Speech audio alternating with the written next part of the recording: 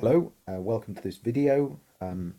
My objective here is to spend a little time explaining to you the benefits which the city of Salisbury and the Kaplan International English School in Salisbury offer to our students aged between 12 and 17. Why choose Kaplan International English Salisbury? I'm going to suggest three particularly important reasons. It's a very well established school. We've existed for more than 25 years. Many of the people that we work with, including our host families, local service providers, many of our agencies, many of our group leaders, staff, teachers, activity leaders, many have worked with us for many, many years, and this creates a very friendly atmosphere within the school. The city itself is one of the most beautiful, most quintessential, most typical English cities. It's very small as a city, approximately 40,000 people, but has everything that visitors are likely to need, as well as being a truly beautiful location. It's also, in many ways, an ideal location for students wishing to explore other areas, both of the United Kingdom and also perhaps parts of Europe during their stay. Here you can see an aerial view of the city with the cathedral here dominating the skyline, and here you can see an image of our year-round permanent school building. This is St Martin's in the centre of the city of Salisbury, and this is where we have our year-round permanent offices and classrooms. So a little bit more information about the city. It's a truly beautiful city. It's an extremely historical, very old city, expanded particularly during the Middle Ages, and evidence of this can be seen everywhere in the modern city. The medieval streets, the way they are organised, still organised to this day, according to the trades which dominated during the Middle Ages. So you'll find Butcher's Row, you'll find streets dominated to particular trades like trade in wool, trade in cheese, trade in different types of goods. Here in the image you can see one of the trading crosses in the city centre, and in the background here the Haunch of Venison, one of the most historically important pubs not only in Salisbury but in fact in the entire country. Again, another image here, some examples of the shops, a whole range of shops in fact, from local independent shops all the way to typical high street chain shops, so truly something for everyone. Its cathedral, I've already mentioned that the city is dominated by the cathedral. When you see the photographs you can understand why. It's one of the biggest cathedrals in the country. It's the tallest cathedral spire in the country, and the biggest cathedral close, that is the area of grass surrounding the cathedral, making it a perfect place to spend time on a summer's afternoon, for example, relaxing, enjoying the scenery. Within the cathedral you will find one of only 4 existing original copies of the Magna Carta. The Magna Carta is, without exaggerating, one of the most important historical documents ever written. It was put together by King John in the year 1215, and his collection here of barons. The document was signed as a statement of the rights of normal people, common people, to certain rights within the world of law, and the way they could rule and lead their lives. This is the chapter house of Salisbury Cathedral, and within this covered area here you can see the best preserved of the 4 remaining copies of the Magna Carta. Here is an image of it. It is a remarkable document, and having the opportunity to see it and to learn about it is without any doubt one of the highlights of a visit to Salisbury. The region itself Easily accessible are London, Oxford, Bath, Stonehenge, and the south coast of England. Other places like South Wales, Cardiff, Bristol, historic cities like Winchester, all very easily accessed for day trips. Here is Salisbury on the map, and we have London, Oxford, Bath, Stonehenge only 8 miles away, and the south coast, of course. The airports of Bristol and Southampton are only about 1 hour from Salisbury, and from these airports it's possible to fly directly to more than 100 destinations in the UK and also in Europe for students who want to take full advantage of their time in the UK. The school itself, we are based in this building, St Martin's Building, in the centre of Salisbury. This is our year-round homestay centre. We have 6 classrooms in here, plus student common rooms, an outdoor area, computer room for students to use, and administration offices. During the summer, we have a large operation based at Godolphin boarding school. This is the main building of the school. It's only 3 minutes walk from St Martin, so again, very central. And the majority of our classes are held here, along with most of our sports activities and other social programme events. Some images of the Godolphin School. Playing fields, this is one of the boarding houses. There are 5 or 6 of these, and each one holds 45 to 55, 60 students, something like that, separated into male students on one floor, females on another. This is the PAC, which is an auditorium for evening events like film evenings, casino nights, talent shows, etc. And we have an on-site swimming pool, very popular with students, as you might imagine. The school itself is over 25 years old, very nearly 30 years now, in fact. Therefore, the experience that the operation brings to every new year is, I would imagine, almost unique in the whole country. We work very closely with service providers and homestay providers in the city. We have very experienced staff. Here you have Aaron, who's our student services and social program manager, and James, who is in charge of our accommodation and the welfare of our students, both permanent members of staff. We have a strong focus on learning. This is a very important aspect of our course structure.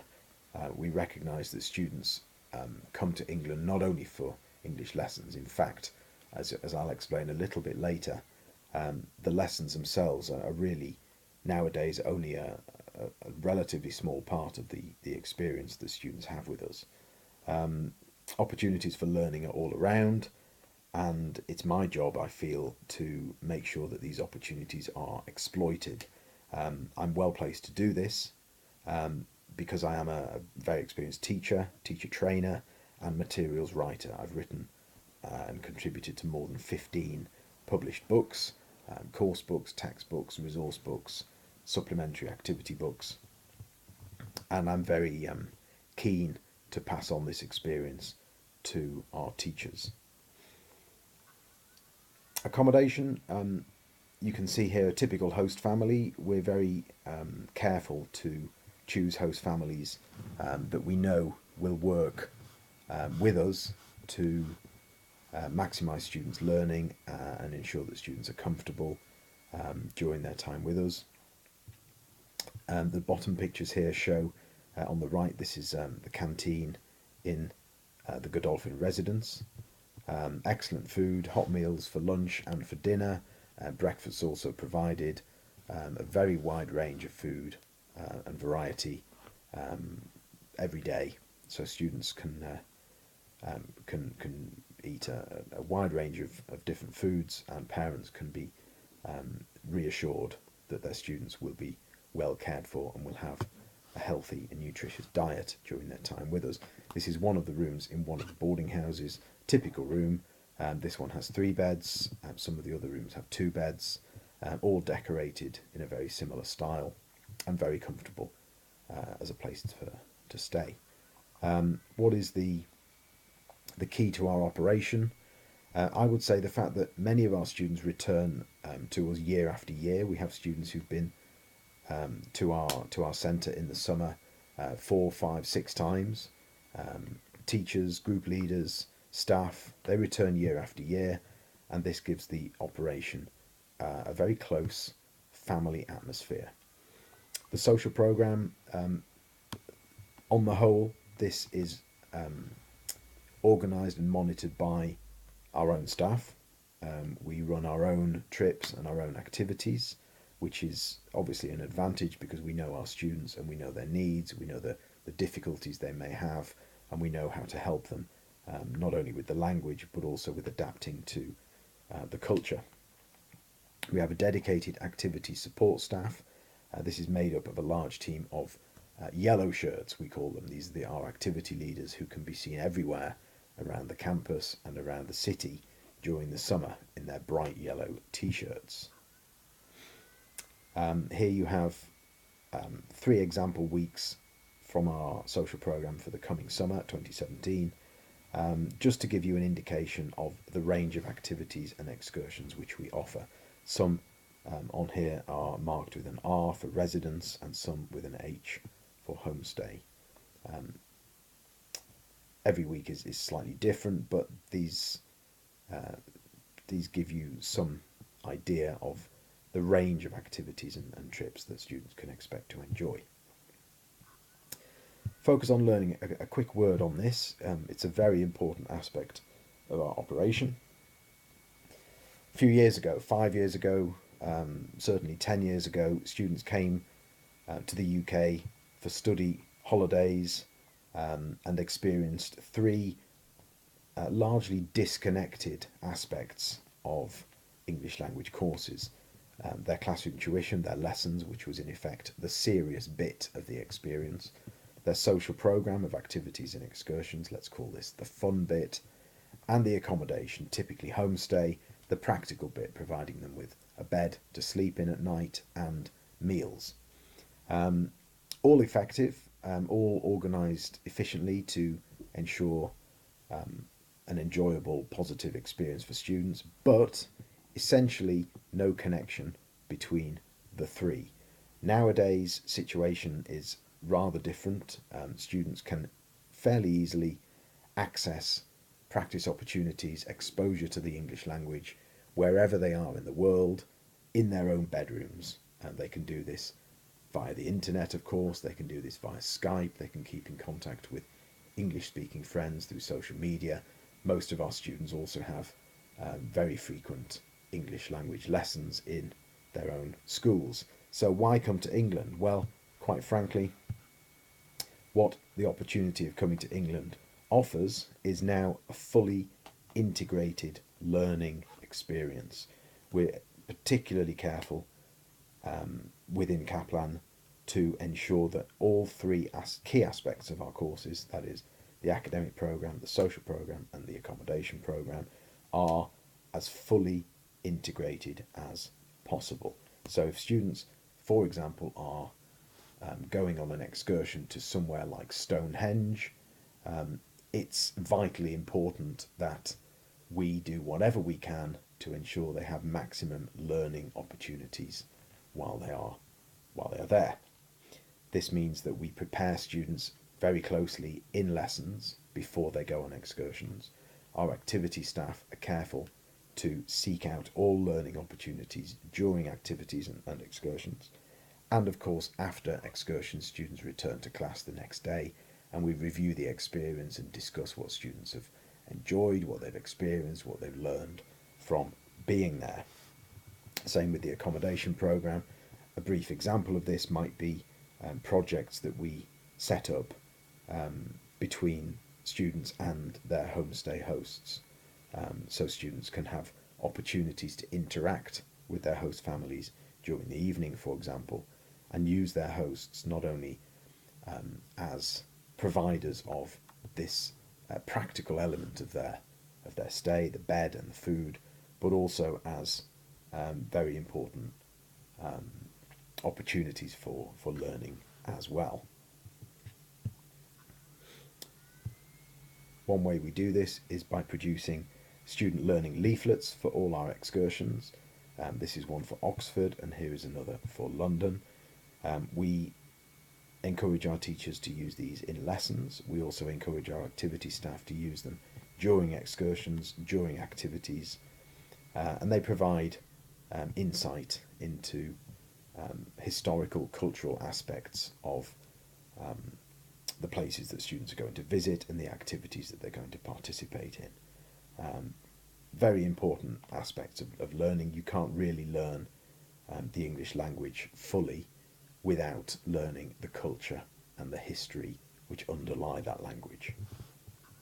Our teachers have guidance and support in order to exploit these student leaflets fully in class. Also our activity staff, of course, teaching ideas, just a couple of examples here. Each leaflet has a section entitled Your Turn. This usually consists of some sample questions to initiate conversation between students in class or outside class, in fact. Questions which all students can answer and can discuss wherever they're from in the world. Questions to initiate conversation with host families. Anything we can do to support host families and students in developing a relationship between them, increasing the communication, the level of communication, interaction between hosts and students. Anything we do to help in this way is, of course, extremely useful for learning purposes. And also asking the locals, if students are going to visit different places around the area within the southwest of England, why not use these opportunities to interact a little with members of the public, people they meet in shops, people they meet in the streets. Not necessarily an easy thing to do, so we do provide all support that students might need in order to do this, just to approach people, introduce themselves, and ask a couple of questions. In this case, you can see a couple of examples which might be used on a visit to Oxford, and also a couple of other websites which students can investigate if they wish to do so. Focus on learning. Finally, a little video to watch. This is a non-commercial video, not produced by the school, but I think it really does help in giving a flavour of what Salisbury offers as what is, as far as I'm concerned at least, a perfect location for a study tour experience, not only for students but also for group leaders. Any more questions that you might have, please don't hesitate to contact me. You'll find my email address and also the link to this video in the thread underneath the title on YouTube. Okay, I hope that was useful. Any questions, please feel free to contact me directly. Thank you.